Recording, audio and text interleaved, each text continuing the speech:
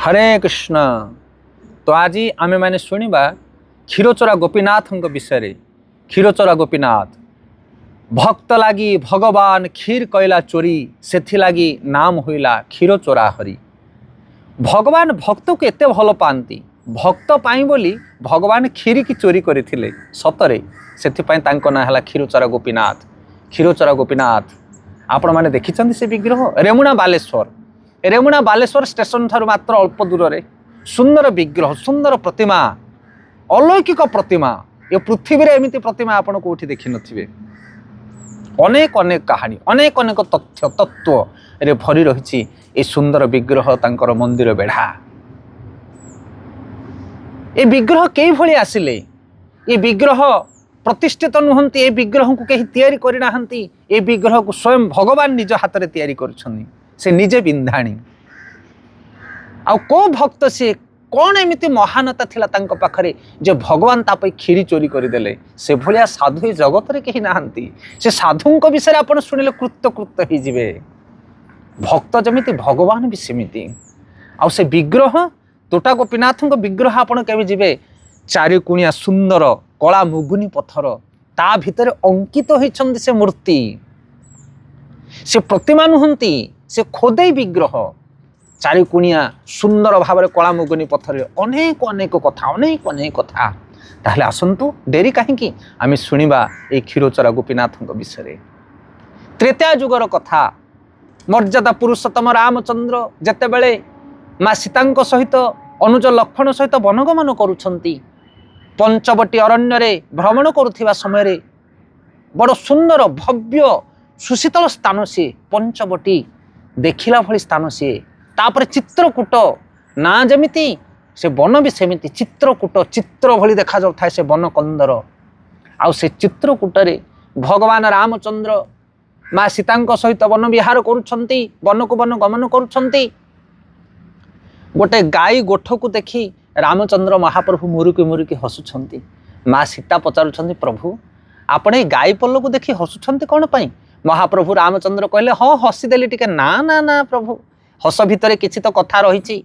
महाप्रभु आ लुचेई पारे माँ सीतांकर कथा को प्रकाश करने आरंभ कले। कहले कौन कहि जानू कि ये आगामी जो जुग आसुची त्रेता पर द्वापर जुग यही जुग त्रेता जुगरे मुझे गाई पल मान सहित बुलबी। हसिले सीता माता कहले तुम्हें गाई पल नहीं कि बुलब ना। हाँ सीते एते सुंदर लीला जी राम लीला ठारू मध्य से कृष्ण लीला आहरी माधुर्यमय हम सेतेबेले मोर रूप जगत आकर्षित हम कृष्ण रूप को मुझे धारण करी बेणु पाणी गोप बालक रूप को धारण करी। सीता माता कहले से रूप को मुझे देखापी मोर भारी इच्छा कि रामचंद्र महाप्रभु मना कर पारे ना। कहले देखिबो तुम्हें श्याम सुंदर रूप को देखिबो त्रेता जुगर मोर कृष्ण रूप को देखिबो। तापर तांकर तुरुणी रु गोटे स्वर को बाहर कले रामचंद्र विशाल कला मुगुनी पत्थर थिला से मुगुनी पत्थर रे निजर सर मुंडरे तैयारी कले भगवान कृष्णकर विग्रह को बेणुपाणी श्याम सुंदर रूप। लीला कौन करेंगे चारुण मुष्टिकी को बद्ध करी मल्लमान को बद्ध करी ना। देखी देखी केमितिकार रूप दीटा चारुण मुष्टिक तैयारी कले। आपण माने जानिथिबे कंसर दुई जन मल्ल चारुण मुष्टिक तांको सहित युद्ध करके तांको पराहत करथिले। से चारिकुणिया पत्थर मझे गोपीनाथ तांकर दुई पाखरे रहिछंती चारुण मुष्टिक। आउ कौन लीला करिवो आउ गोप बालक मान सहित गो बच्चा मान चरेवा पई जंगल को नेबी छोट छोट बाछुरी मान गाभी मान देखी देखी केमिति गाई बाछुरी केमिति सखा सखी। तापरे सखा मान सहित गाई पल्लर सुंदर मूर्ति तैयारी करछंदी से गोटे कला मुगुनी पत्थर रे। आपण माने केबे जदि जिबे श्रृंगार समय अर्चन समय जदि पुंडा पजारी की कहिबे ताहले से माने दर्शन करे दियंती से सब कला मुगुनी पत्थर रे अंकित चित्रित। तापर जेते दिन पर्यंत चित्रकूट रे माँ सीता रहिले से पर्यंत से जो गोपीनाथंकर विग्रह को फूल दियंती तुलसी दियंती तांको प्रार्थना करती तांको आराधना करती सीता माता। महाप्रभु रामचंद्र लक्ष्मण माँ सीता जिते चित्रकूट को छाड़ी अलग आड़े चलीगले अलग प्रदेश को अलग जंगल को चलीगले आगू आगू से से विग्रह को ब्रह्मदेव आसिक पूजा अर्चना करने को आरंभ कले। तो द्वापर जुगरु त्रेता जुगरु रामचंद्र समय से विग्रह अद्यावधि विद्यमान सेठारे आपण माने केबे गले देखि पारिबे केते सुंदर प्रतिमा भगवान रामचंद्र स्वयं निज हस्तरे तैयारी करछन से प्रतिमा को। हेले आपण माने कहिबे भगवान खीरी कौन पाई चोरी कले अति सुंदर लीला माधवेन्द्र पुरी बोली जड़े महान भक्त रहुथिले से माधवेन्द्र पुरी एमिति एक साधु ए जगत रे तांको भली साधु नथिबे अजात वृत्ति को धारण करथिले अजाचक वृत्ति माने से केबे काहाकू किछि मागिबे नाही जे जहा देला भोजन ताकू से स्वीकार करिवे एमिति साधु ए जगत रे काहे जे भगवान को ऊपर पूर्ण आश्रित जे भगवान होचंदी पालन करता सी चाहिए मु आज भोजन करी सी चाहिए मु उपास रही सी जहाँ हृदय प्रवेश करी मते भोजन देवे मु खाइबी नहले मु उपास रे भोजन करी प्रति समय भगवान कर नाम को स्मरण करुथांती हृदय भगवत चिंतार तांको दिन अतिबाहित होता है। माधवेन्द्र पुरी आहा स्थान स्थान परिभ्रमण करती सुंदर सुंदर तीर्थ स्थान मान को जानती साधु सन्थ मानकर संगति करती यही भाव से जाके वृंदावन रे प्रवेश कले।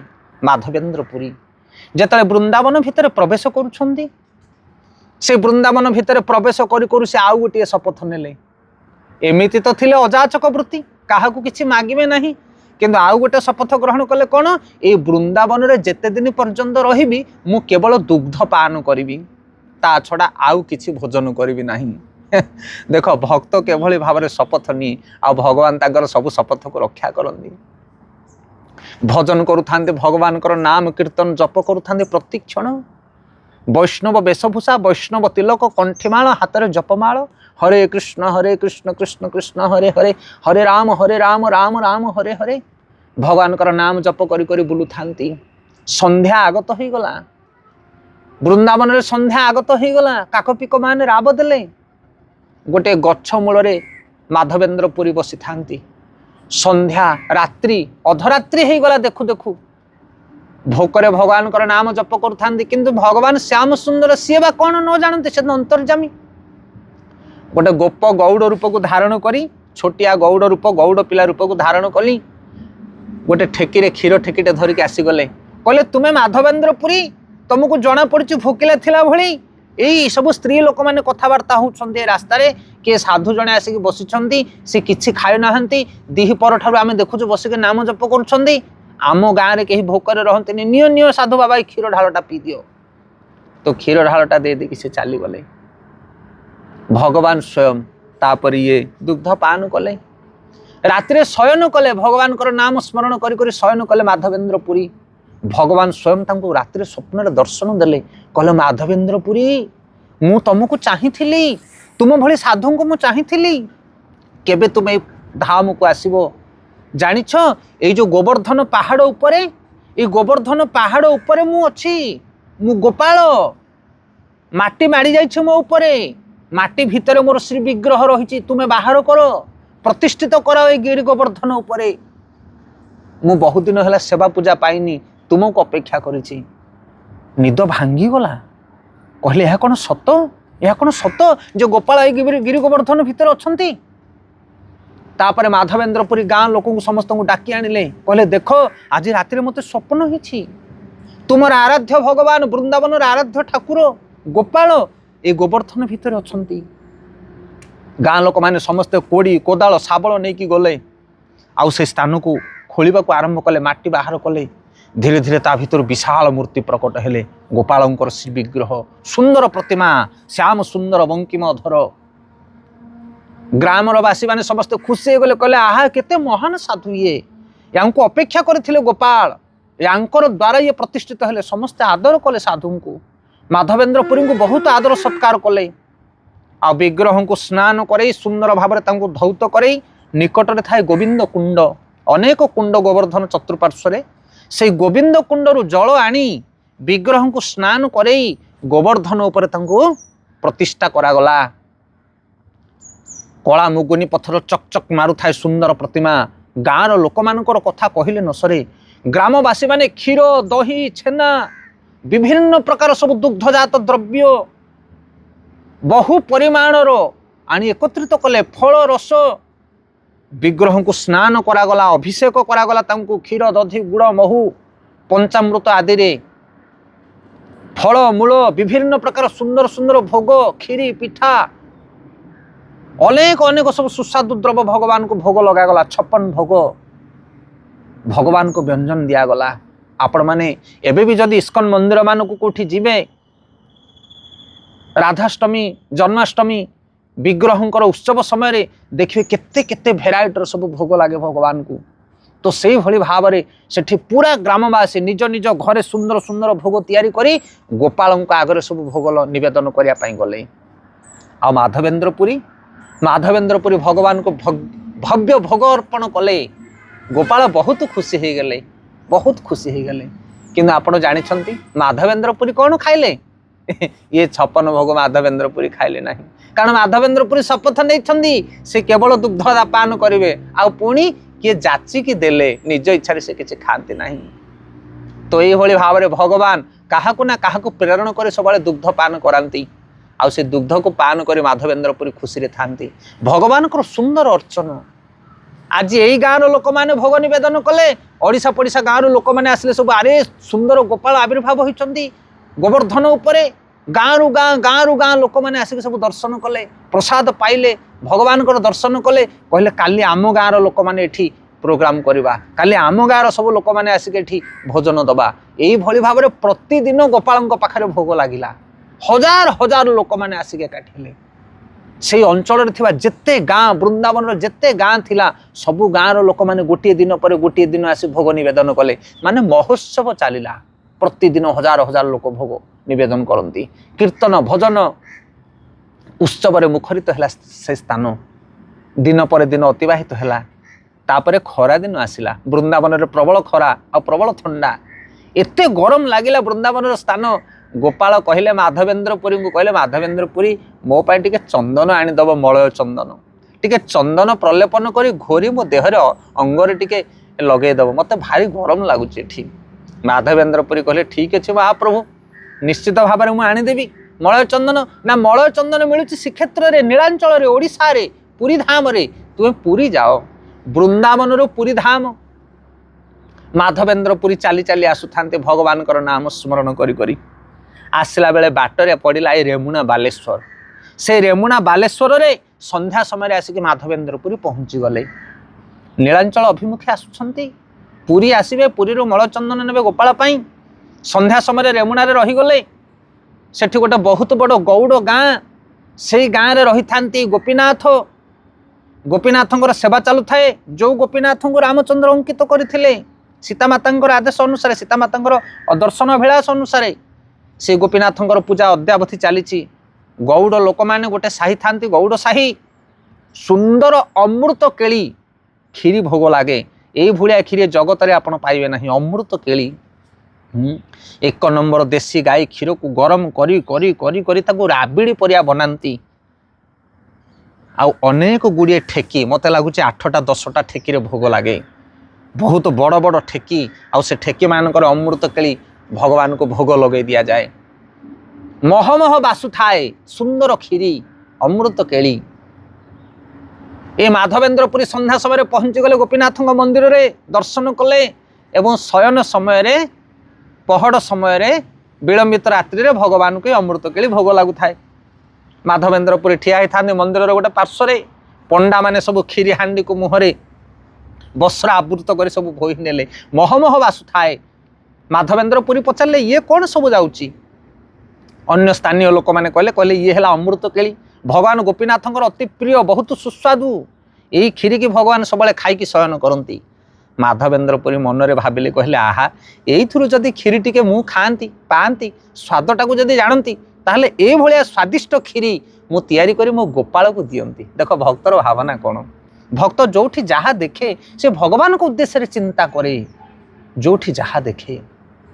କିନ୍ତୁ ଯେତେବେଳେ ଏଇ କଥା ମାଧବେନ୍ଦ୍ର ପୁରୀ ମନେ ମନେ ଚିନ୍ତା କଲେ, କହିଲେ ମୁଁ କେଡ଼େ ଅଧମ, ଗୋପୀନାଥଙ୍କୁ ଭୋଗ ଲାଗିନି କ୍ଷୀରି, ଆଉ ମୁଁ ଚିନ୍ତା କଲେଣି ମୁଁ ସେଥିରୁ ଟିକେ ପାଇଯାନ୍ତି। ଆହା, ମୁଁ ମହାପାପୀ, ମୁଁ ଅଧମୀଟାଏ, ମୁଁ ଅଯୋଗ୍ୟଟାଏ। ମନରେ ବହୁତ ଖେଦ ଆସିଲା।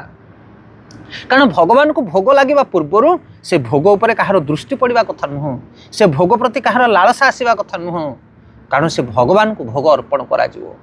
ମାଧବେନ୍ଦ୍ର ପୁରୀ ମନ ଦୁଃଖ କଲେ। ମନ୍ଦିରରୁ ବାହାରି ଆସିଲେ।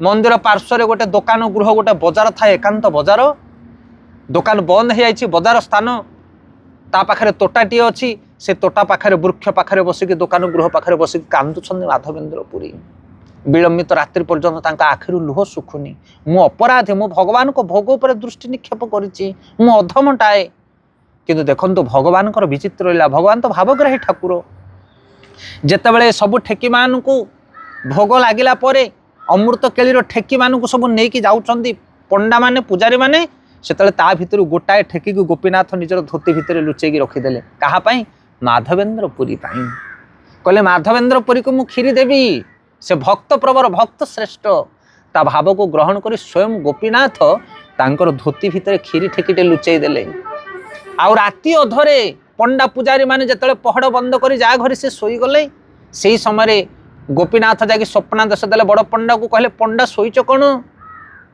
स्वप्न रे कहउचंदी तुमे सोईच कौन मोर जने महान भक्त आसिक तुमर ई दुकान गृह पाखरे रही मंदिर पाखरे मनरे तार अनेक खेद से बहुत दूर आसी वृंदावन धामरू तांको ना होचे माधवेंद्र पुरी तुमे यथाशीघ्र जाओ तांको पाई मु खीरी लुचेकी रखी धोती तले गोटे ठेकी खीरी रखी से ठेकी खीरी की नहीं जीव आ दब से मोर महान भक्त आश्चर्य हेले पुजारी निद भांगी गला कहले सतरे एते महान भक्त आमर मंदिर को आसी दर्शन करे मु पवित्र हो जीवी आकुल विकल ही से उठिले स्नान शौच कर मंदिर कबाट खोलिले जाकि विग्रह धोती देखला बेले धोती तले रही विशाल ठेकी गोटे ठेकी की लुचाई देते भगवान आउ से ठेकीटा को नहीं आसिले से जो मंदिर पार्श्ववर्ती तोटा जो थान बजार गृह थिला सेठी चित्कार कर डाकिले किए अछ माधवेंद्र पुरी किए अछ तापरे माधवेंद्र पुरी रोदन करुले वृक्ष मूल बसी से आसिले कहले मु माधवेंद्र पुरी कौन होईची ना तुम पाई भगवान गोपीनाथ खीरी हांडी चोरी करके रखिछंदी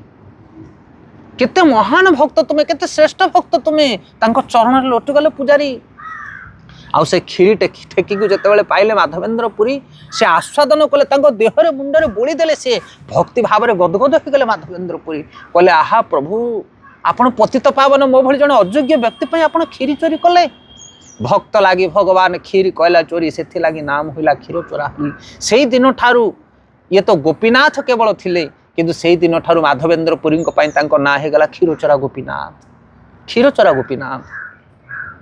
राति अतिवाहित हवा को जाउछि सकाळ पाहिबो माधवेंद्र पुरी चिंता करुछन्ते मु जदि आउ अधिक समय एठी रहिबी ताहेले एई अंचलर लोक माने समस्त आसिक रुंड होई जिवे मते सम्मानित करिवे जने वैष्णव जने साधु केबे हेले सम्मान पाइबा को इच्छा करे ना सुकरीर विष्टा सम वैष्णव सम्मान सुकरर विष्टा भलिया जने वैष्णव सम्मान को ग्रहण करबा दरकार सम्मान केबे हेले जने साधु ग्रहण करंती नाही से सम्मान को भय करी राति पाहांतिया प्रहरी माधवेंद्र पुरी ए रेमुणा क्षीरचोरा गोपीनाथ मंदिर को त्याग करी राताराति बाहरी गले सकाळ पाइला बेले आउ से नाहांती सेठी किंतु तुंड बाइद सहस्र कोश पुजारी जानी ये पुरी जाउछंती मलय चंदन आनिया पई घड़ीक भितर चारिआडे खबर पहुंची गला गोपीनाथ क्षीरी चोरी करिछंती माधवेंद्र पुरी महान भक्त वृंदावन आसी मलय चंदन नापी चारिआडे व्यापी गला ओडिशा सारा लोक जानीगले आ जगन्नाथ पुरी देश में गजपति राजा जितेबाला जानिले कि जड़े महान भक्त वृंदावन आसुंच जहाँपाई भगवान क्षीरी चोरी कर माधवेंद्र पुरी पाट पटुआर नहीं बहु भव्य आयोजन करागला माधवेंद्र पुरी की स्वागत करने पुरी धाम रे समस्ते चाह बस राज पारिषद पंडा पड़िहारी हजार हजार लोक किए से माधवेंद्र पुरी जहाँ भगवान क्षीरी चोरी कले माधवेंद्र पुरी सकाळु जमिति जाइए पहुँची पुरी धाम रे देखिले भव्य व्यवस्था करा जायछि तांको सत्कार करने स्वागत करने ये हूँ भक्त और भगवान भितर लीला भक्त और भगवान भितर ये हूँ प्रतियोगिता भक्त सब बेले चाहे भगवान को सम्मानित करने एवं भगवान सब चाहते भक्त को सम्मानित करने भक्त सम्मान को परित्याग करी जाए किंतु भक्त जुआड़े जाए ताको हजार हजार सम्मान आभूषण ताको प्राप्त हुए ये हूँ भगवान को लीला तापरे महाराज गजपति महाराज बहुत बड़ सुंदर भाव नहीं गले जगन्नाथ दर्शन करैले माधवेंद्र पुरी भव्य सेवा सत्कार करागला सेठी एवं शेष में माधवेंद्र पुरी कहले महाराज मुझे सेवा पाइबा आसेनी मोर गोपाल तेणे गरम पाउछंदी से मत पठे मलय चंदन ना टिके कर्पूर आ मलय चंदन मत दरकार। गजपति महाराज सांगे सांगे पुरी धाम रे सुंदर मलय चंदन आ सुंदर कर्पूर व्यवस्था कले। 2 जण बाहक को पठेदेले कहले तुम्हें 2 जण बाहक ए मलय चंदन आ कर्पूर को नहीं वृंदावन धाम साधु सहित जीव आ माधवेन्द्रपुरी को सेठी पहुँचे दे आसब। वर्तमान माधवेन्द्रपुरी बाहर वृंदावन अभिमुखे जे भली भाव से तोटा गोपीनाथ दे आसी जे भली भाव से क्षीरचोरा गोपीनाथ दे आसी रेमुणा बालेश्वर दे आसी से रास्ता दे माधवेन्द्रपुरी गले। आउ गला बेले पुणी क्षीरचोरा गोपीनाथ को दर्शन कले भाववेश होई कहले प्रभु प्रभु पतित पावन हरि आपण मो पाई कौन लीला न कले। प्रणाम कले सी आउ सेठी राति विश्राम कले। राति स्वप्नादेश आसिला स्वयं गोपाल प्रकट हेले तांकर स्वप्न माधवेन्द्रपुरी स्वप्न कहले मु गोपाल कहूची हे माधवेन्द्रपुरी तुम्हें आउ वृंदावन प्रत्यावर्तन करने आवश्यक नहीं। तुम्हें से रही जाओ तुम्हें तोटा से क्षीरचोरा गोपीनाथ रही जाओ। जे गोपीनाथ मु से गोपाल आम भितर किसी प्रभेद नहीं। आज ठारू तुम्हें से गोपीनाथ पाखे रही क्षीरचोरा गोपीनाथ पाखे रही चंदन को घसी तांकर श्रीअंग प्रलेपित कर तांको अंगरे चंदन देले मु मध्य शीतलता प्राप्त हेबी। तो भगवान गोपालंकर निर्देश अनुसार शुद्ध भक्त माधवेन्द्रपुरी से दिन ठारू से रेमुणा बालेश्वर तोटा ये जो क्षीरचोरा गोपीनाथ पाखे से रहीगले। आउ चंदन को प्रतिदिन घोरी भगवान क्षीरचोरा गोपीनाथ अंगरे प्रलेपित कले। दिन पर दिन अतिबाहित हो गला। दिन पर दिन अतिबाहित है सेवा करी करी एवं तांकर प्राण प्रयाण है से गोपीनाथ सेवारे तांक दिन अतिबाहित है। एवं एबे भी आपण जदि जिबे सेठी माधवेन्द्रपुरी समाधि मंदिर अच्छी सेठी मध्य वैष्णव माने सेवा करुछंदी। आउ ये तोटा गोपीनाथ सेवा मध्य महा आडंबर रे होउछि। आउ से अमृत केली भोग एबे भी तोटा गोपीनाथ को लगुच। अनेक अनेक वैष्णव मानकर जन्म स्थान होउछि सेई रेमुणा बालेश्वर पाखापाखी। श्रीमद भागवत महापुराणर प्रथम टीकाकार श्रीधर गोस्वामी मरेई गाँ सेठी तांकर घर। बलदेव विद्याभूषण प्रसिद्ध टीकाकार गोविंद भाष्यर टीकाकार वैष्णव भूषण जे बलदेव विद्याभूषण जन्मस्थान मध्य से स्थान रे अनेक अनेक स्थान से रेमुणा जो आमर रही क्षीरचोरा गोपीनाथ से स्थान रे अनेक अनेक साधु सन्थ मान प्रकट मध्य अनेक लीला भगवान सेठारे भक्त मान सहित कर। तेणु आपण मैंने जानतु केबे रेमुणा बालेश्वर से क्षीरचोरा गोपीनाथंकर से जो क्षीरी चोरी करथिले भगवान भक्त पाई तांकर दर्शन करंतु तांकर प्रेम एवं भक्ति को प्राप्त हंतु। आग को एमिति अनेक अनेक भगवान आ भक्त मान भितर जो लीला या विषय आम अनेक वीडियो प्रस्तुत करूँ आपण मान एवं आपण माने आम चैनल सहित जड़ित रहंतु। जय जगन्नाथ हरे कृष्ण।